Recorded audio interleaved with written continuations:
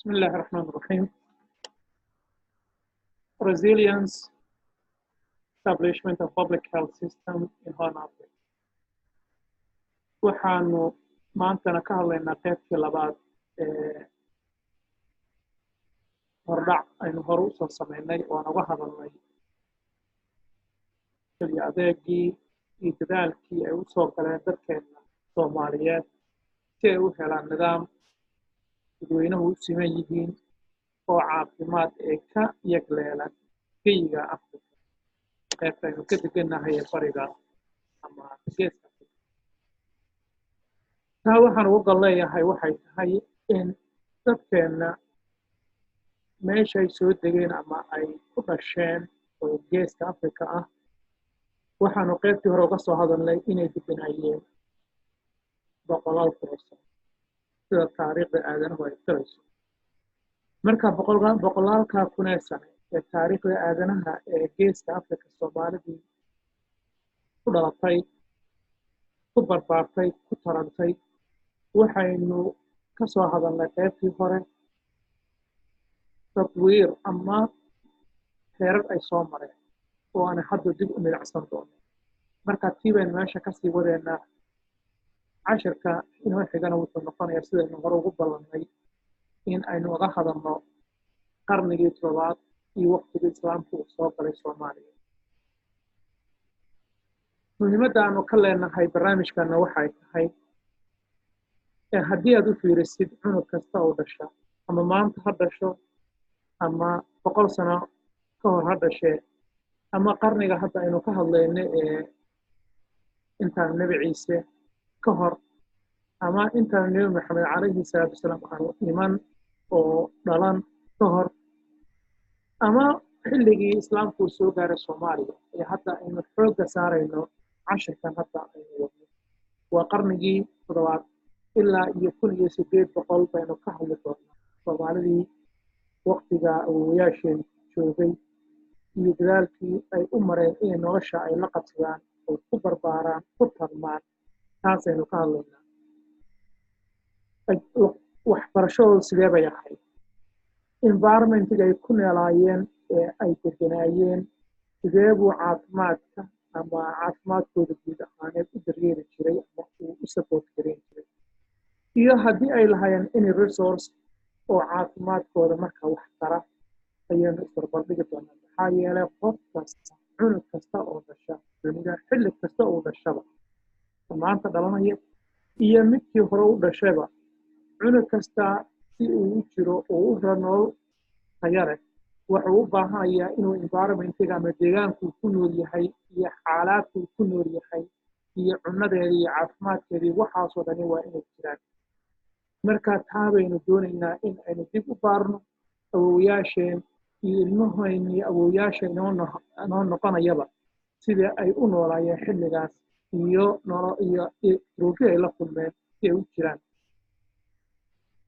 waxaan dib u jaleeci doonaa oo aan runtii review ku sameynaynaa qaybtii hore aanu soo qaadanay waxaynu ka soo hadalnay markii dadkeennii ayaa nolosha aadanuhu waxay ka soo bilaabatay ugaarsasho hunters maxaa yeelay nebi aadam iyo xawaa calayhim assalaam markii ay faracii ugu horreeyey ay bilaabeen oo uu faraci sii tarmay oo idriis iyo nebi nuux iyo carruurtii nebi nuux ee farcantay ee xaam iyo dadkii kale aan hore uga soo hadalnay haddaynan ka hadlina taariikhda ee ka hadlayso dadka iyaga waxaa lagu tiriyaa markaa reer xaam inay asalkoodu ahaa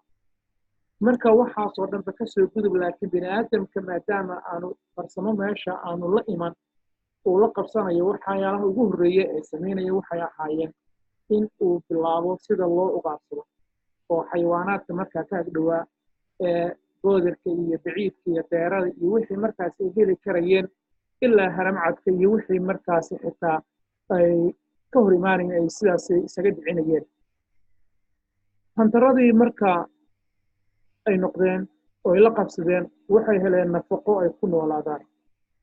kadib cunno iyo water supply safety-yana waxyaalo badan oo ay la kulmeen bay ahayd sidaan uga soo hadalnay waxaan kaloo ka soo hadalnay qaybtii hore in ay barteen marka sida miraha iyo geedaha fruutka ka soo baxa oo ay noqotay maxaa la dhihi jiray geedkan cun nafaqo iyo macaan iyo ka hel geedkaa kale isku day ku sumow oo ku dhimo ama maxaan ku dhahay qof ha ku xanuunsado ama reactionaha ka dhaceen oo trial and errorkaasi oo bini'aadamkan uu marayo waqtigaasi nafaqada markaa jirta sidaa bay ku imaanaysay hadday dhirtu ka imaanaysana waxay ka imaanaysay iyadiyo maxaa la dhihi jiray marka geedaha miraha ay dhalaan la cunayo iyo hadday noqoto xayawaanaadka markaasi ugaadha ah ee markaasi environmentiga ku noolaa level of sanitationka marka level of sanitation marka maadaama dadku u yaraa haddii xitaa banaanka ay ku saxaroodaan oo biyaha markaa roobabka ay ku da'aan iyana markaa dhibka ka imaan karin maadaama waanu iska qiyaasaynaa maadaama ana record aynan hayn oo hadda daajo inoo diyaarsan oo meel inoo taalla aysan jirin waxaynu macmalaynaa ama aynu samaynaynaa bini'aadamkii waqtigaa noolaa siday u noolaayeen ayaynu ka qiyaas qaadanaynaa marka human waste pollutionka marka uu samayn karaya environmentiga markaa iyana kule dhibab baaba ka imaanayay casharkii hore waxaynu kula ku soo qaadanay peace and political climateka markaa dadka ay ku noolaayeen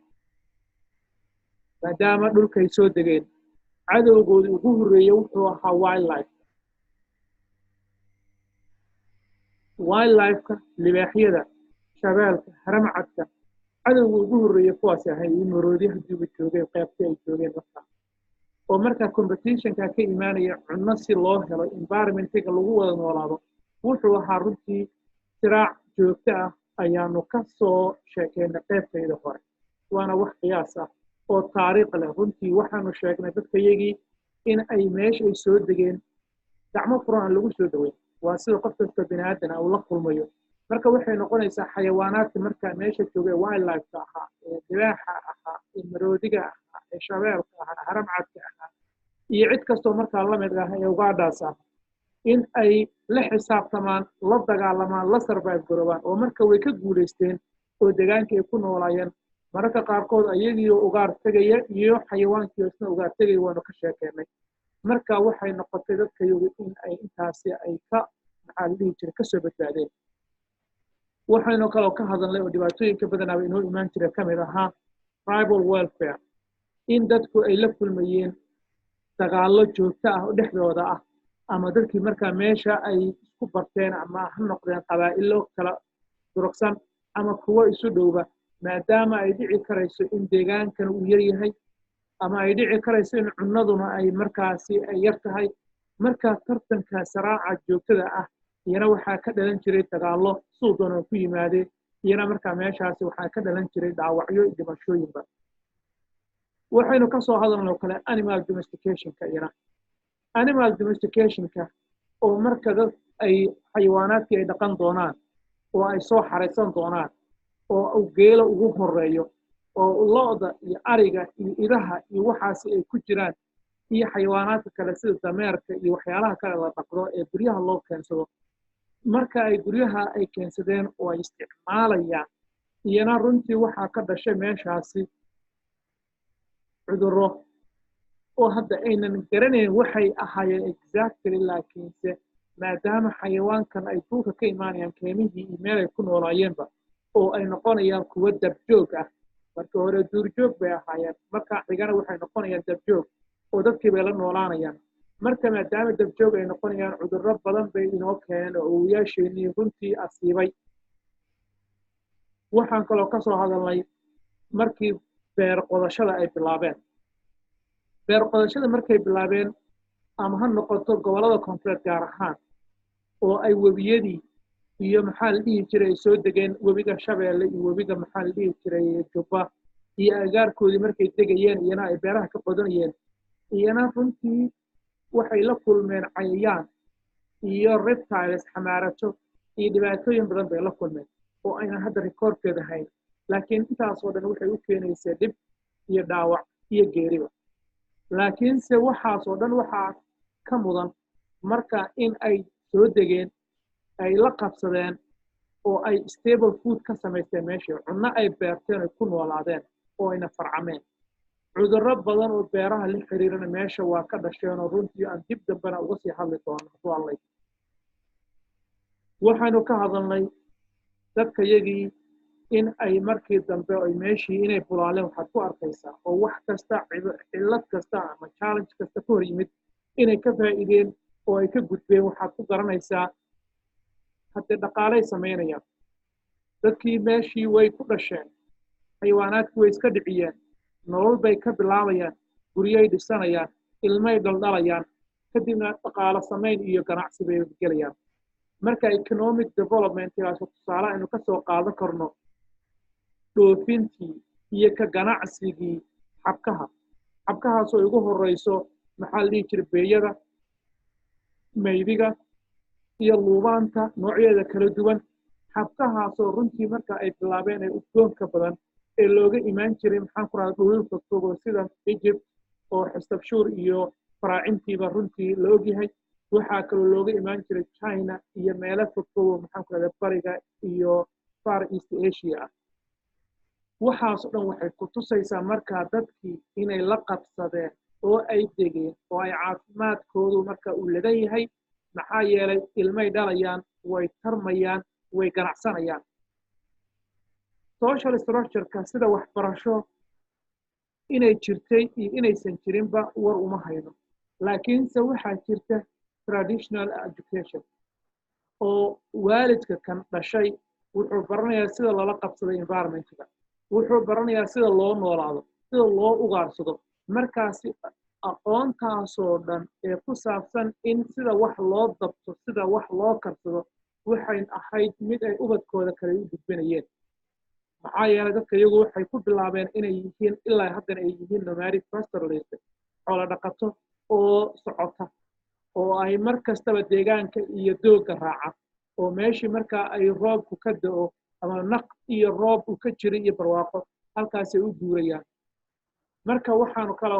meesha iyana imaanaya marka communication methods ama platform ay isticmaalaan oo ay ku wada xiriiraan marka iyana waynu ka hadlanay in uu yahay gabayga wuxuu noqday meesha ay ku wada hadlayaan oo qofka marka deegaankiisa isaga iyo xoolihiisa raacanaya geeliisa uu la kulmo maxaan ku dhibaato isagoo maxaan ku tacabiirinaya oo sharaxaya deegaanku ku nool yahay gabayada dheer ay ka tiranayaan maxaa la dhihi jiray deegaanka dhulka uu ku nool yahay xaaladda uu markaa u marayo haddii colaad uu la kulmana halkaasuu markaa gabayga ka tirinaya si markaa within a day or two waxay u gaaraysaa markaa reerkiisii iyo ciddii ugu talagalay waxaan kaloo sheegnay localized defense system baa samaysa markaa dadkii inay isbahaystaan maadaama qoys iyo qaraabo iyo ehel iyo qabiil loo degan yahay oo saa ay sheekadu familku u ballaaranayo in localized markaa defense system isxulafaysi iyo istaageersi iyo isku dhiig shubasho iyo waxyaalo noocaas oo kala bilaabanaya oo taasoo saamaxaysa markaa la qabsigooda iyo inay meesha deegaanka ay joogeen ay ka faa'iidaan laakiin non education system waqtiga education system oo hadda aynu naqaano ama casriga ah oo jirta ma jirto laakiinse waxaa jiray nidaam oo traditional ah ama organic ah oo dadku iyagu ay la yimaadeen oo ah know how sida loo noolaado xirfadaha sida loo noolaado oo waalid kastaba ubadkiisa uu gudbinayo si ubadkana ay meesha uga sii wadaan no health system xilligaa record garaysan oo dadka iyaga lama sheegin inkastoo traditional nidaam oo ay iyagu isku baxnaaniyaan aynu arki doonno oo taariikhdana qori doonto marka waxaa intaa ku xiga noloshii adkayd ee pastoralist lifestyle noloshan adag ee reer guuraaga ah iyadoo saasay u adag tahay haddana meesha waxaa ka samaysmaya dhaqan runtii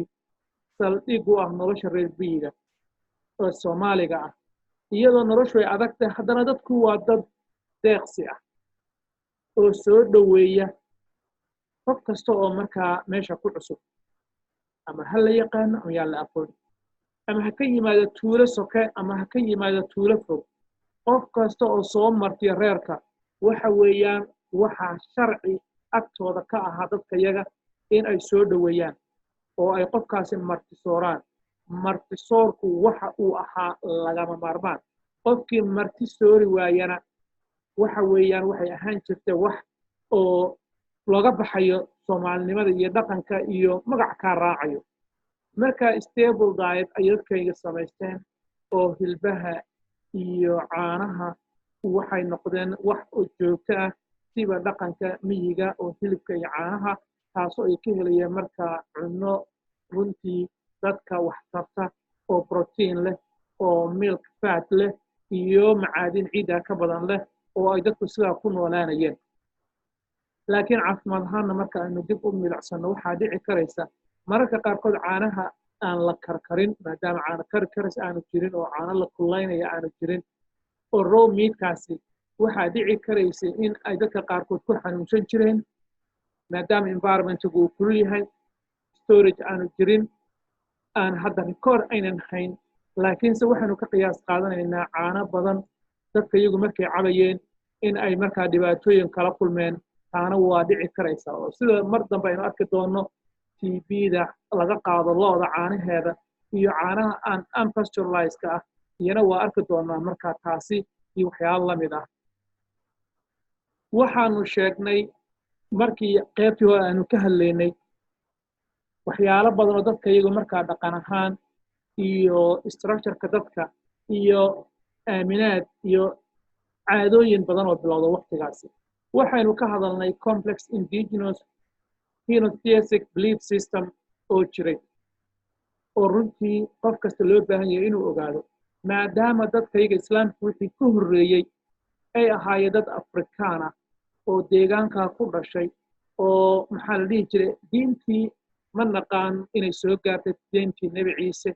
iyo nebi muuse laakiinse waxaa la sheegay dhaqan afrikaaneed oo beegan ah oo aan maxaa la dhihi jiray caabudo waxyaalo badan ayaynu ka soo hadalnay.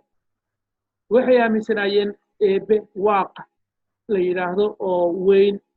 iyo waxay kaloo aaminsanaayeen ilaahay yaryar oo aanu ka hadalnay oo ay ka mid ahaayeen xuur iyo ayaanle iyo kuwo badan oo aan soo sheegnay oo ayaanluhu uu ahaa ilaaha farxadda iyo keena khayrka iyo wanaagga xuurna uu ahaa ilaaha maxaan ku rahdaa maxaa la dhihi jiray qoorgooyaha ee maxaan ku rahdaa geerida ku shaqada leh halka aanu maxaan ku rahdaa ka soo hadalnay ilaahii kale ee ahaa nidar ee runtii ciqaabta iyo punishment ee ku shaqo lahaa oo taariikh la yaqaano nidar baa ku heli doona waanu ka soo hadalnay. marka dadka nidaamka noocaas belief systemka ku jiray waxay ahaayeen xilligii islaamka ka horreeyey. waxaanu ka soo hadalnay oo kale astrologiga maadaama dadku deegaan ay degeen oo ay cirkaasi waxay fiirinayaan waa qoraxdii dayaxii maxaa la dhihi jiray iyo dayaxii bay darsayaan oo 28 maalmood ee dayax uu soconayo ayay master garaynayaan oo buruj iyo maxaan ku rahdaa saas oo kale maalinta koowaad maalinta labaad maalinta saddexaad maalinta afraad ilaa 28aad oo dayaxu uu yahay habeenka laba habeenna uu maxaan ku rahdaa qarsoomayo. marka maadaama waxaasoo dhan waxay ka samaysmay dhaqan baa ka samaysmay dhaqankaasoo ah dhaqan markaa qofkii dhashay maalinta dayaxa noocaas sidaas ah geesinimo iyo waxyaalo badan lagu samaynayo oo ay dadku markaa burj hebel waa burji adag yahay hebelna maxaan ku rahdaa waa saas oo kale dhaqankaasina diin ahaan iyo dhaqan ahaan wuu u shaqeeyey taasoo iyana raadkeeda la dareemayo. waxaa meesha xataa aanu ka soo hadalnay addoomaysi inuu dhacay addoomaysigaasi waxa weeye subjugation marka reer kale uu la dagaalamo ama qabiil kale uu maxaan ku rahdaa meel ka qabsanaya ama deegaankii waxay noqonaysaa reer in la dominate gareeyo dabadeedna reerkaasi ay reer kale ku hoos noolaadaan. in la addoomaystana way dhici karaysaa reerka inay reer kale ka mid noqdeen waa dhici kartaa laakiin taariikh ahaan waxaa la ogyahay in reero badan ay reero kale hoos tageen oo ay sheegteen wixii markaa ka dambeeyey. markaa subjugationka noocaas oo kalena wuu dhacay. marka muhiimaddeeda waxay tahay dhibaatooyinka ay ku reebi doonto ilmahooda iyo ilmahay sidana iyo ilmaha maanta jooga ayaynu ka hadlaynaa oo ujeedadeena intaas weeyaan. dhaqan ahaan maadaama bini aadamku uu awood u leeyahay in uu dhib kasta oo ka hor yimaada inuu maxaan ku rahdaa overcome uu ka sameeyo dadka iyagu markaa sanaacidii ugu horreeyey ama baxaanintii ugu horreysay waxay ahayd qofkii jaba in la kabo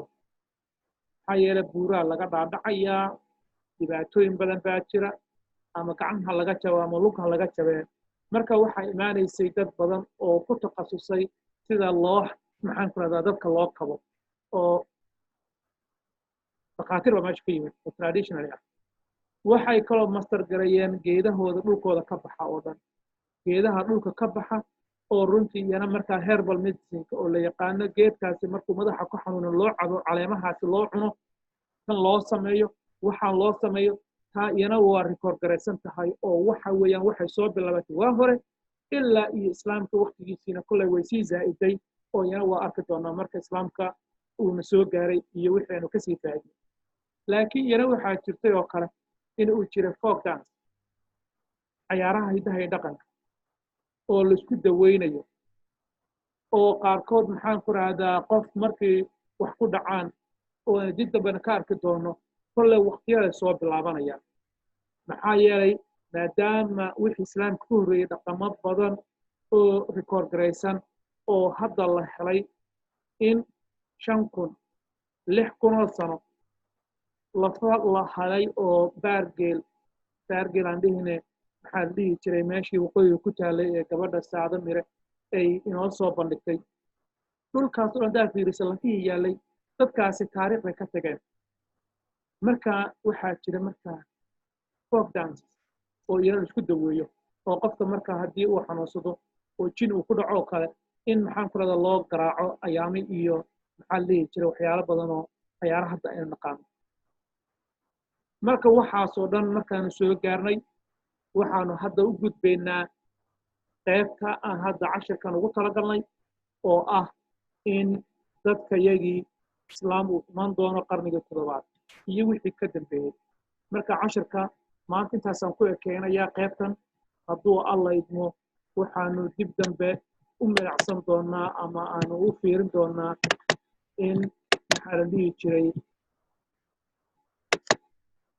qaybtan maanta halkaas inoogu dhan tahay والسلام عليكم ورحمة الله وبركاته